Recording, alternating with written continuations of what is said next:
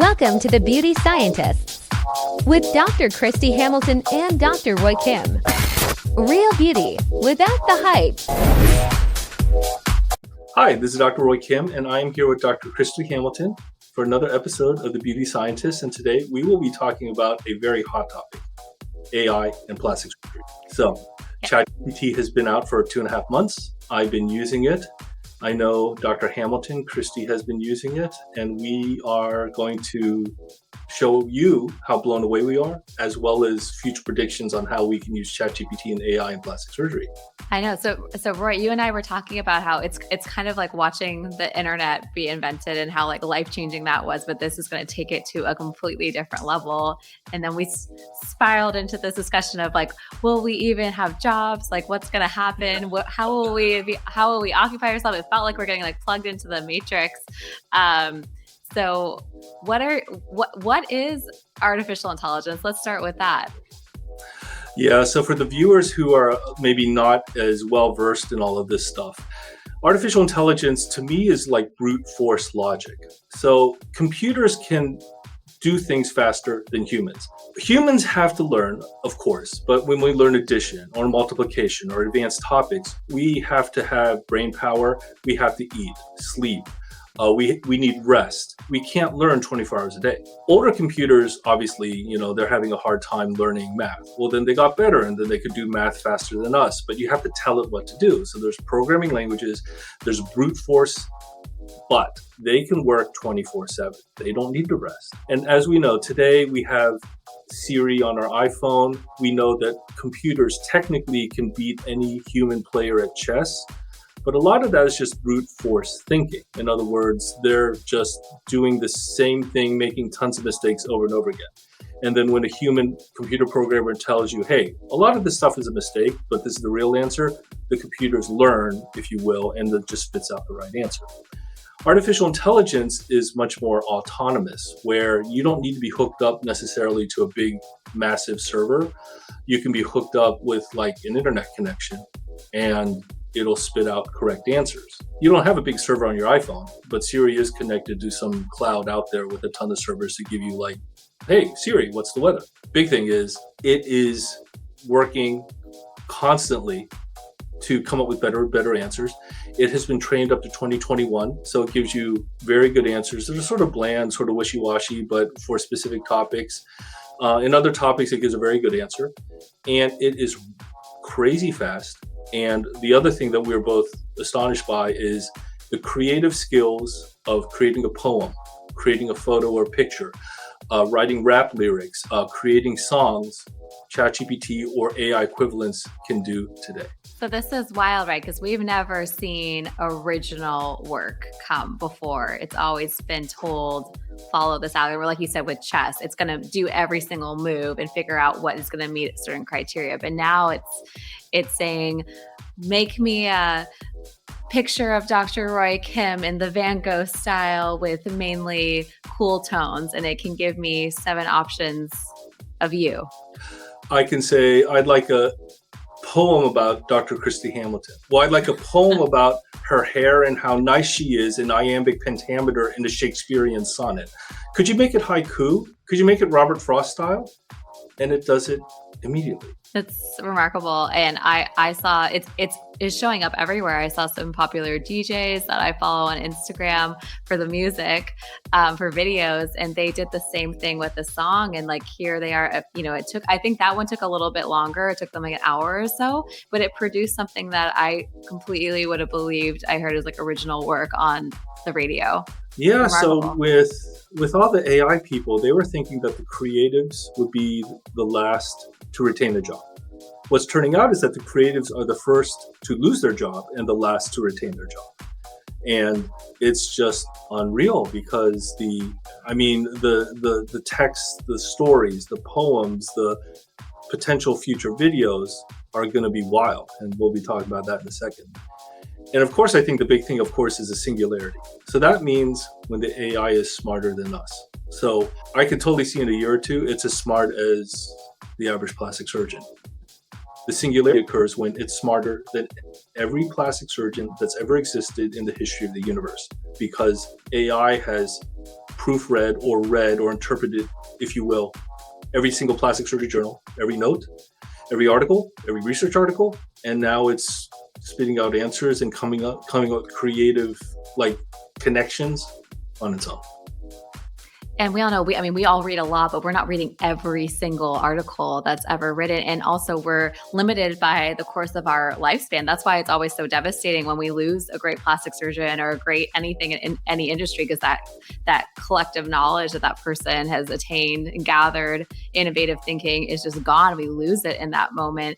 And AI will never have that. It'll just keep on getting better and better and better. And it's going to happen faster than we think. As we say, this growth is exponential, right? Yeah, because we don't live forever. So you and I have not read every single article, textbook, and talked to every plastic surgeon and read all the patient medical notes over the past 10 years. Well, how about the past 20 years? Well, how about since the dawn of medicine? How about the entire history of the world? So we're getting there because we're such a niche field. There's nothing stopping an AI server from scanning and sticking into the database everything we know about plastic surgery. So what does this mean for us as plastic surgeons, like right now? Like, we'll get to the future, but like how should I expect my life to change in the next couple months, next couple of years? Next couple of months, I think there are a couple of things. One is we create content. We're creating marketing materials, patient educational stuff, articles, blog articles, things of that nature. You know, ChatGPT is sort of bland, as well as for a lot of niche topics like plastic surgery, it's not going to be able to give us answers. However, it gives us a fantastic outline. And if we can edit what ChatGPT generates, our job is a lot more efficient and easier.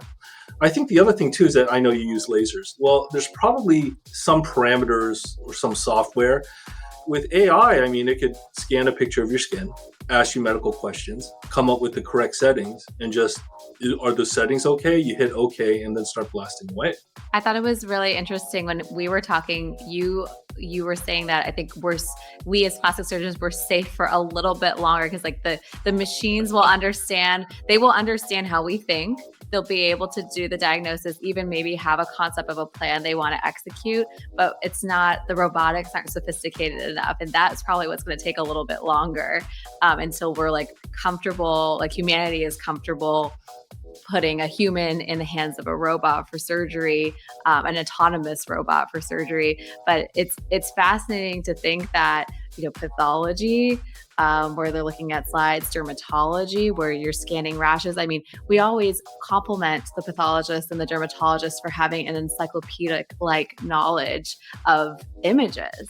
And they're already using that technology, I know at MD Anderson, where they're looking at cell slides so that they can look at just a picture and already know what the diagnosis is, and then also compare that to their whole database of patients who had similar cells, similar cancer cells, and then see what the patients responded to, what treatment was best, and then the prognosis. I mean, that's really, really remarkable. And that is something I think no human can ever do. We can't process. We don't have that level of computing power. Yeah, we never will because we're only human. I mean, ChatGPT or AI or something like it can do it. We talked about this as well. Right now, there is magic in coming up with the correct diagnosis. Sometimes patients speak a different language, or they don't give enough information, or the doctor isn't actually asking the right questions. So I am not convinced that AI can do that now or, you know, in the next, let's say, month or two. Once you come up with an accurate diagnosis, it's pretty algorithmic. If you have diabetes or heart disease or pneumonia or a stroke in an ER setting, I mean, that's an algorithm to follow the treatment. It really is. So why do you need a doctor? Yeah. I mean, it's purposeful. It's purposefully right like that, right? Like they want to like standards of care, make sure that everyone's getting the same gold standard treatment. Right. Okay, so you're like not in a month. They won't be better than us in a month. We got a little bit more time. Keep operating. Yeah. I think, you know, in the near future, I was wondering what you think of AI can do, because I think very soon it can replace admin. It can schedule patients. It can follow up and do post-op monitoring. it'll come up with a surgical plan and an algorithm. Is there anything else you've thought of that short-term AI can do within plastic surgery? Well, I think it was interesting that when Google revealed, Chat GPT came out and we're like, wow, this is amazing. And then Google came out with their, I guess, assistant that they had been working on that sounds human and then can call. So in our case, call patients, or when the patients call the office, answer the phone, and you'd completely believe that you're talking to a person and probably would only know if you actually ask them, are you artificial intelligence or are you not? And when you think about it, it's a very systematic process. Like, oh, I want to come in for a consultation. What's the consultation about? Breast augmentation. Okay, perfect. Scan the calendar. The next available is this. Oh, you want a Tuesday? Let me see what Tuesday mornings are available. That's all. That does not require the highest level of intelligence to do. So I think, but it was amazing that with the voice recognition software and understanding what the human was saying on the other end and then being able to deliver that's pretty remarkable. So is that going to just get rid of secretarial work or the front desk? It sounded pretty convincing when I was listening to the demo. So I think probably a lot of these other companies that have some of this artificial intelligence, these projects they've been working on, I think now that ChatGPT's put it out there, they're all going to end up coming out and showing what they're working on so they don't get left behind. But it's happening now. And that's kind of exciting and also kind of scary because it's a new age. Yeah, it's, short term, I don't think it's going to replace anybody. I think it's just going to make your job more efficient, more sure. You have, you're double checking the software to make sure that everything goes smoothly. When it gets good enough, you're right. We already have, at fast food places, a lot of them have like a touch screen or an iPad device and you order food. Is that going to happen in our offices with receptionists? Possibly, and sooner rather than later. One of my other predictions is that with crowdsourcing, you can ask 100 friends, okay, what should my nose look like? What should, I look like in terms of my face, breast, body, my skincare, whatever. Well, you can ask 100 friends. How about 1,000 friends? Well, how about AI asks 100,000 people and gets what is considered the most beautiful and then suggests it to patients or plastic surgeons. I think that will be the next step. I think that makes sense. And they can make an idealized version of your own face. We can set the parameters for what's achievable, or it will learn what's achievable in plastic surgery. So it's not just transplanting a completely different face on you, but yes, golden ratio, what's proportionate, where we're lacking symmetry in our own faces, and then try on a surgery on your face. This is taking filtering to a completely different level. It's much more individualized and it's going to be more accurate than our own editing that we do of patients' faces. I use with Facetune software in the office. And, the negative aspect would be, if a patient has a very strong sense of worth, a sense of soul or personality, they may resist sometimes what your friends are going to say, but they may resist what the AI suggests. I think if you're especially younger, more naive, you have a weaker character, a weaker will, if you will, if AI suggests something, it's like, sign me up. Let me get that, let me get 2 rounds of major facial surgery to do everything to my maxilla, mandible, my cranium. You could go crazy. And that's not very common today. And I don't think it's going to be common tomorrow in terms of surgery, but what if the AI suggests it? Yes. And because right now a big discussion in the last few years has been, truly this concept of individualized beauty. There is not this one universal beauty standard. But artificial intelligence, you would think it would kind of lead us down there's an answer, there's a correct solution to beauty and what that looks like. And that means there really has to be one universal standard. So that goes a little bit contrary to the way we've been, counseling patients and trying to, you just want to be the best version of yourself and embrace that. It doesn't mean we're sticking European noses on everybody anymore. That's different. We're embracing individuality and diversity in all of our patients, what we see. And I think that's a wonderful thing from the last few years, and we should encourage that. So, we don't know if artificial intelligence is going to agree with us. I almost have a feeling that they're going to go to the one solution and find what is quote unquote correct. That is going to be interesting to see. A lot of statistics and a lot of AI is reliant on the bell curve, where, average IQ is 100. Well, that means that people are, let's say, in the 80 to 120 range. That's the vast majority of humans. If you're substantially lower, substantially higher, yes, you exist. It's just that you're way off the bell curve. With beauty, with what you think is beautiful, with all those things, I do think it'll be fitted to the bell curve, but I don't know if people will be happy about that because they may not want to look similar. That's the concern, I think. I agree. That makes sense. And then we push it really, really far, and we're all living in this virtual metaverse that Zuckerberg's always talking about. I mean, are we going to be avatar plastic surgeons in the metaverse doing plastic surgery on the other avatars? Will we be needed? What is going to happen to us? Will anyone even want to have plastic surgery anymore because we'll just be plugged into the matrix? Like this is all like, is it worth working on your physical body if you can kind of just like pop into the local metaverse plastic surgeon and just you can't get a face transplant that way. That's not going to be wild. I mean, this is now a perfect segue into the highly negative dystopian aspects of AI and plastic surgery. And you touched on one of them, the metaverse. In other words, why work out? Why care about your appearance? Why wash your face? Why even leave the house? I mean, you're going to be able to slap on virtually the way you want to look and walk out in the metaverse, which is basically your bed, and just hang out with headsets and look fantastic. And as you know, photos are static images, but video is 24 frames per second. 4K Ultra HD is 30 to 60 frames per second. There's nothing stopping AI very soon from creating, I don't want a photo. I want a video that lasts 1 or 2 minutes. I want expression. I want to look better. At that point, you have a video deepfake.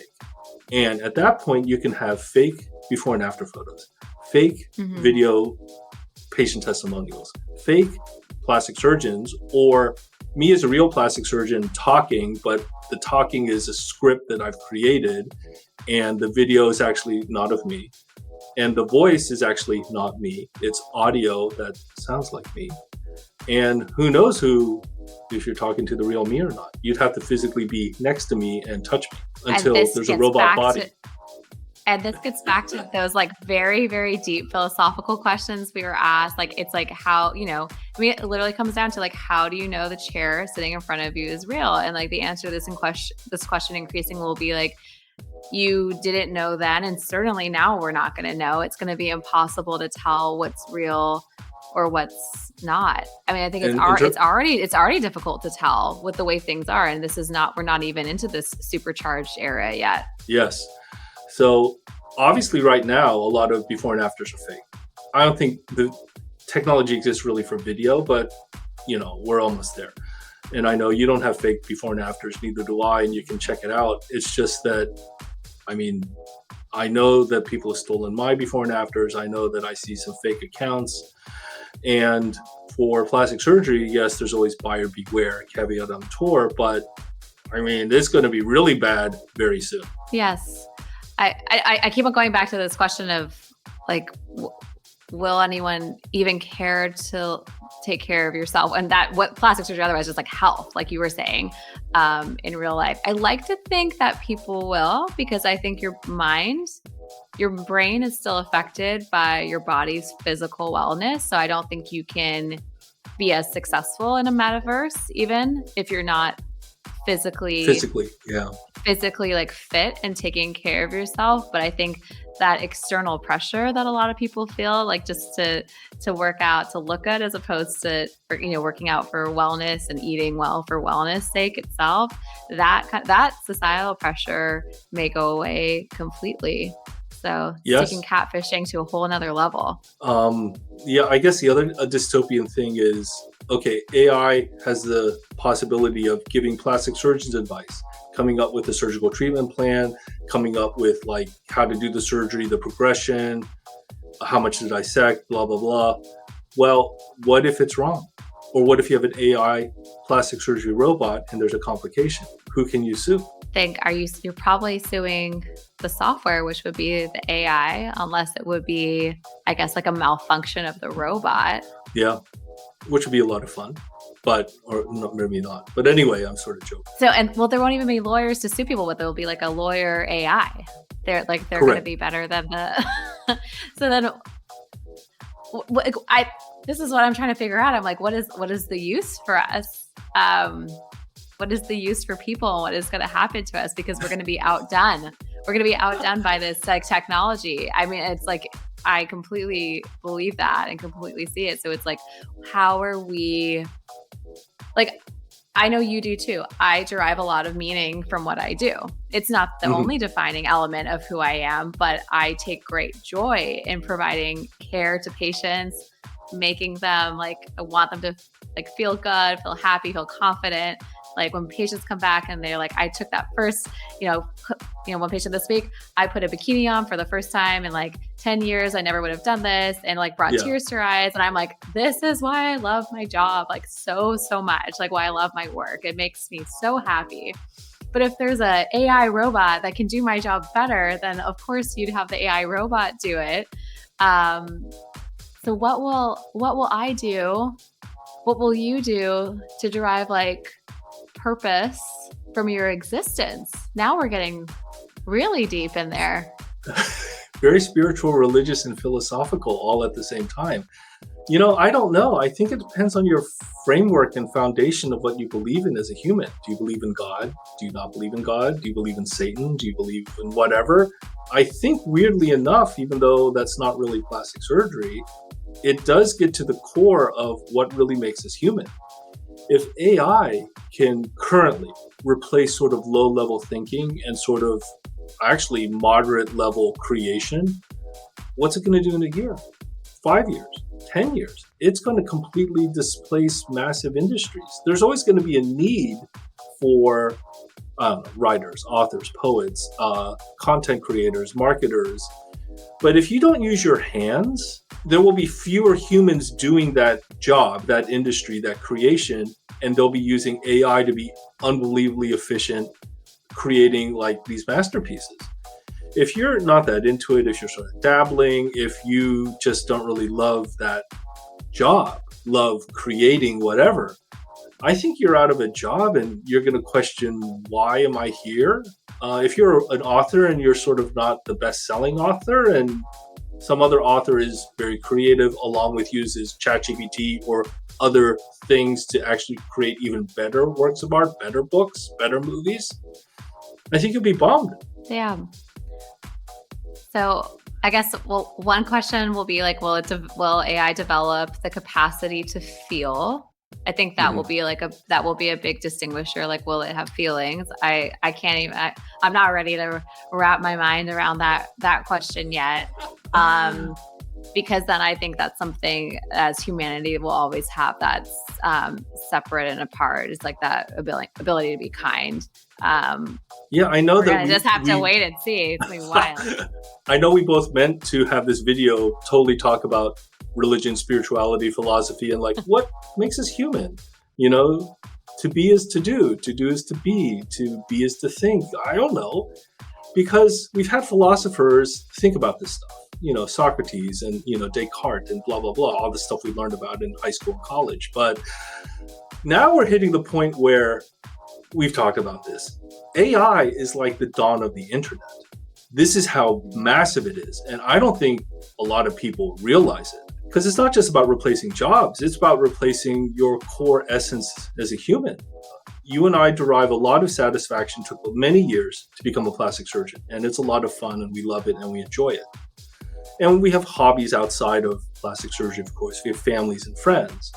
But if I couldn't do my job anymore and I'm young and I just spent X number of years doing it and AI replaced me, well, I do something else. It's just that, wow. Yeah. That's a big deal. And then how long until AI is better at whatever it is that you choose to do next? So I think, I don't know. I mean, I guess I hope it doesn't get that good that fast. Like not because I don't like technology and advancement, because I want to feel purposeful in my life and in my existence. So we'll I don't know. I'm gonna have to put my thinking cap on this one and what we can do. I mean, if we're thinking spiritually and you believe in God, then you would believe that God had a purpose for this too, and that we will find the answer to that question. Maybe they'll just assist us. Maybe AI will assist us in leading fuller lives and know that we still need to have purpose and meaning, and it won't take everything, won't do all the work for us. Perhaps maybe it will be that intelligent to know that if we have too many idle hands around, it's going to lead to unrest. And I bet the supercomputer wouldn't want that. Now it's like the Terminator. Yeah, it's Skynet. It's the Matrix, the original one from 1999. You're plugged into this womb and all you're doing is generating heat for the massive supercomputer. Obviously, it's science fiction. It's just, if you're plugged into the metaverse and you're not doing very much, what's the point? I think the other thing with AI and plastic surgery, it hasn't happened yet, but I think it will happen soon. We already have influencers. We already have celebrities. There are going to be digital celebrities created by AI. And so there's nothing stopping that. So there might be a celebrity plastic surgeon, celebrity patient, celebrity influencer that is literally a total digital creation. We already have cartoons. We have, Mickey Mouse, and we have people who are, but I don't know of any fashion models, sports athletes, motivational speakers that are totally digital yet. But I think that day is rapidly coming. I mean, fashion models and influencers, you can see it happening. You just have, we know, I mean, you just go back and look at the most famous successful models. We know what the look is. You could make one that kind of fits something like that mold. And then, I mean, you can absolutely have a digital Instagram that's already created with that. You could have them digitally walk the runway. And how many people are there in real life to see that? I mean, there's only like 100 odd people in those fashion shows typically. Yes. Maybe a little fewer, maybe a little bit more, but those are the only people that are actually in the room.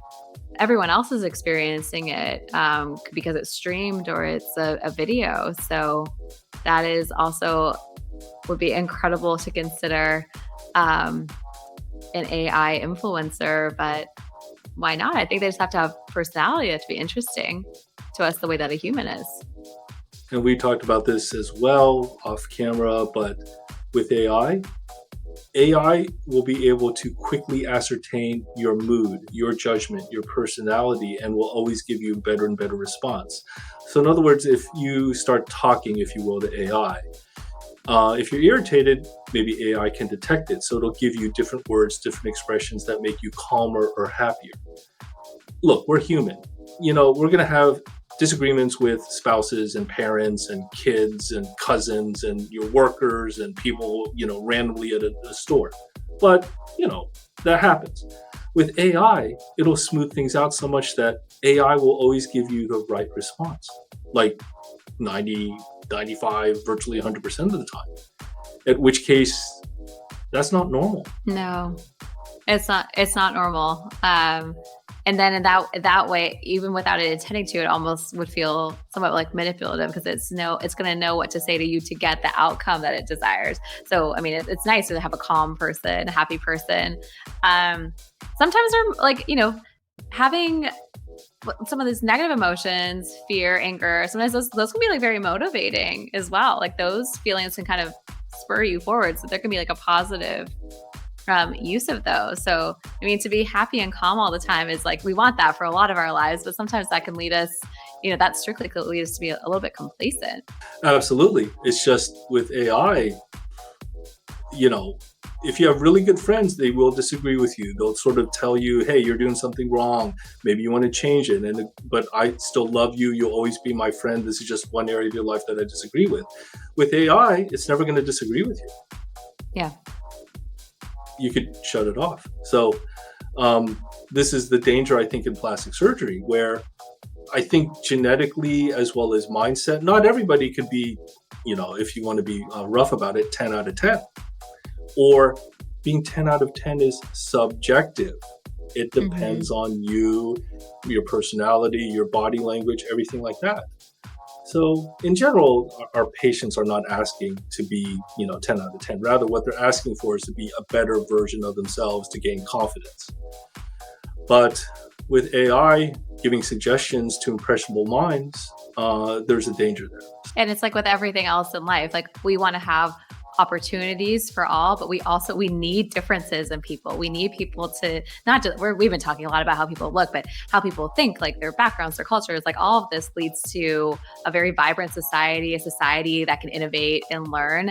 And if we start trying to like mold everyone into the same type of person that thinks the same way, I think that will be very damaging to society. We'll lose some of that diversity of thought, appearances, interests, activities that makes us really great as a society. And, not everyone's going to be a world-class tennis player or, the world's greatest pianist. And we don't want everyone to necessarily be striving for those things. We want people to be striving for greatness in different ways. Absolutely. So what an amazing topic. I mean, to me, AI has a lot of positives. And what's interesting to me is when I've talked to people about this, literally one of the first things they say is, I'm not going to have a job. And you hit it on the head. It's part of your identity. It's part of like what you do. And as good and bad as it is, what we do in terms of work, even if it's just, I don't know, even if you're retired, your identity is relying on what are you doing? What did you used to do? What kind of job do you have? And if you don't have that job, if you had freedom where you had unlimited money, unlimited time, what would you do? And even then, I think some people are sort of befuddled. So certainly when it comes to beauty and plastic surgery, I mean, I see a lot of fantastic things coming. And fortunately, I do think that our jobs are safe for at least another year. I'm just joking. I think a little longer. I think you're right. Yeah, the plastic surgery robot, when's it going to happen? It'll come. I mean, you can see that they're already like jumping around on crates and like dodging, like the physical robot. So, and we have the Da Vinci robot that I think the urologists use primarily, but it's being used thoracic surgery, all sorts of other kinds, ENT. And so what's to stop the robot from them like going back and reviewing those tens of thousands of surgeries that it's been a witness, seeing which ones were successful, cross analyzing patient outcomes and which ones were better surgeries with better outcomes than others, and like learning how to do that. I mean, it seems all very achievable. So I feel like AI is going to make our lives easier at first, and then it's going to upend them so much that we're really going to have to think about how to keep people fulfilled, how to keep people feeling purposeful. That's going to be probably the next big frontier. We talked about universal basic income too. Like, I think that's probably like the simpler thing. Like you just we'll have to distribute wealth in some way because, maybe you're still working, but maybe there's no financial value to the job you're providing because maybe the robot can do it better. That's okay. Yeah. You can still be paid for it. So I think in that sense, like that could be great for society in some ways, if the robots are generating so much wealth that everyone can live well, but it's still not going to be purposeful. And I think we need to have that. I strongly feel that way. I agree because, we both see that maybe right now it doesn't have the highest IQ. It can't pass certain tests. Well, ChatGPT has already passed the California bar exam. It has passed certain elements of the USMLE, which is the medical degree, medical doctor test in the United States. It's gotten B- on Wharton MBA paper assignments. And this is 2023. What happens in a year? What happens in 5 years? It will literally be able to pass tests, which are not like overall the intelligence of a person or the worth of a human. It's just, holy crap, it's passing these tests with like 95, 99% everything. Like it's smarter than the top 1% of students in this field now. And it's not studying for like years like we are. It's going to study for, hours, minutes, seconds eventually to figure out how to do it perfectly. Yeah. So our worth will be, related to still what we do and how we are as people and how we, connect with other humans. But now I think I'm starting to sound like a motivational guru, like as opposed to a doctor. I know. Well, it really just breaks this down. This is not a topic just for plastic surgeons. It's for everyone. It's like, what would you do if there was another entity that could always do what you do better and safer and more effectively and more efficiently? Then where is your purpose in your family, in your community? How can you help others? How can you help society? And we'll have to figure that out as we go. Otherwise, we're plugged into the matrix and we're batteries.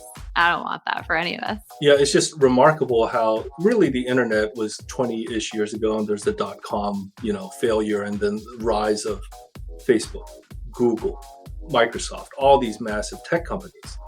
This, I can't emphasize enough, is beyond the internet. I mean, this is completely disruptive, and this will completely alter the way we live very quickly in the next couple of years. Yeah, and every element of life, every industry. So, but I think it's great that we're talking about it, and I think that it's great that we start to prepare ourselves, we start having those conversations so that when it happens, because like you said, once it happens, it's going to happen quickly, that we are as prepared as we can be. Yeah. And so I've run out of topics specifically about AI and plastic surgery. Do you have any other comments or questions? No, I think we've wrapped this one up until we can figure out the plan forward for the post AI world. And that's going to take a little bit more thinking. Yeah, maybe another week or two at the rate things are going. So we'll just ask ChatGPT and they'll tell us the answer.